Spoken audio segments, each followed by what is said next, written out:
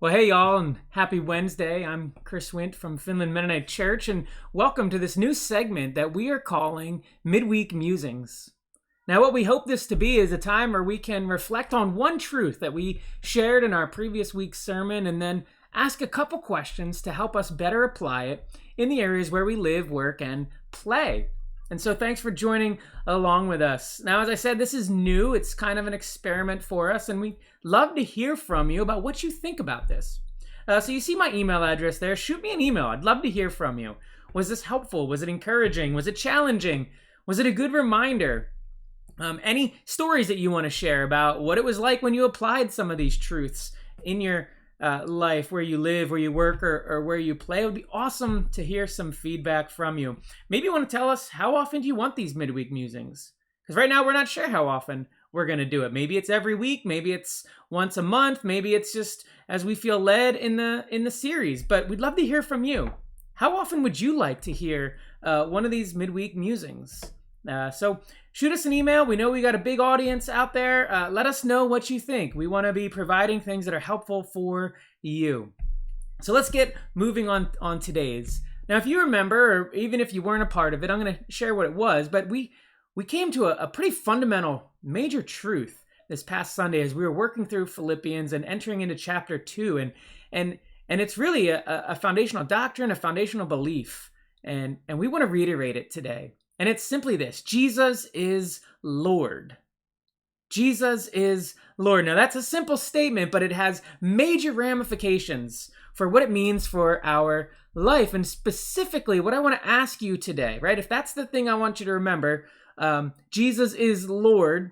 Now, what does that mean? Here's a quick refresher. It means, one, that his words will direct our thoughts, right? If Jesus is Lord, then his words will direct our thoughts. If Jesus is Lord, then his ways will shape our habits, right? His ways will shape our habits. And if Jesus is Lord, then his actions will direct our steps, right? Lord means king. We surrender to him. We submit to him. We follow him. That's what it means that Jesus is Lord. So like I said, simple statement, but major ramifications. Okay, so here's my question for you to help you muse, to help you ponder, to help you think about this in your own life.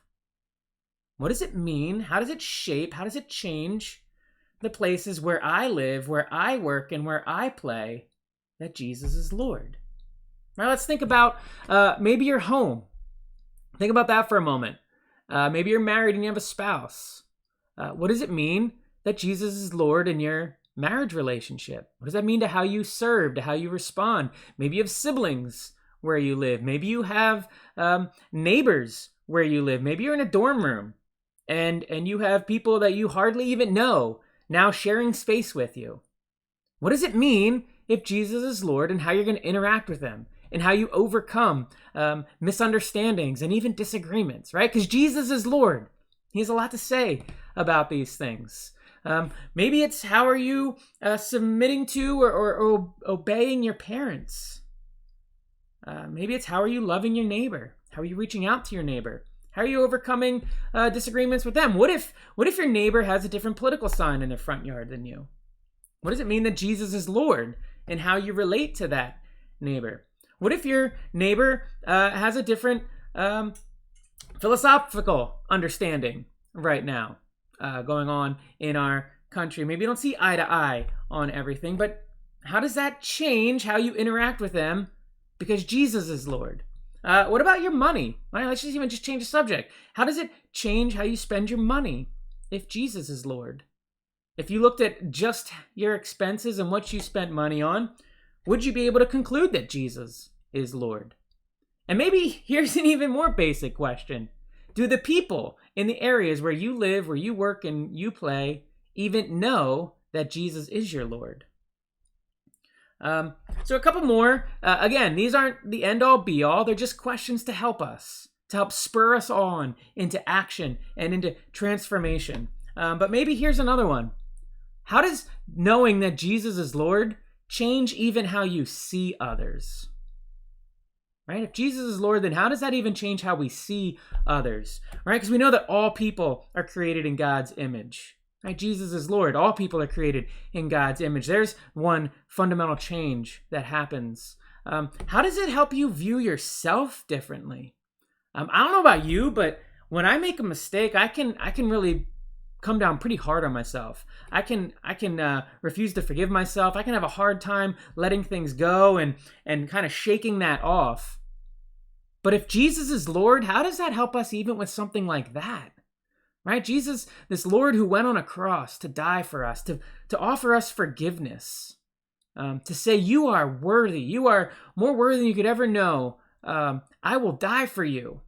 Right? Sometimes we have a hard time having any kind of self-worth. Well, the King of the universe loves you so much and sees so much worth and potential in you that he died for you, right? So Jesus is Lord.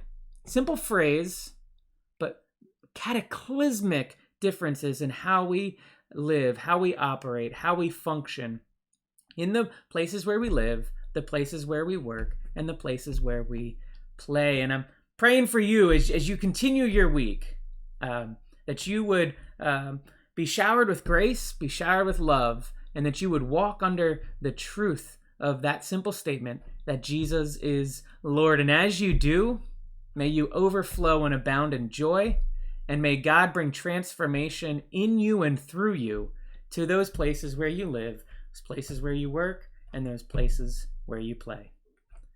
Be blessed.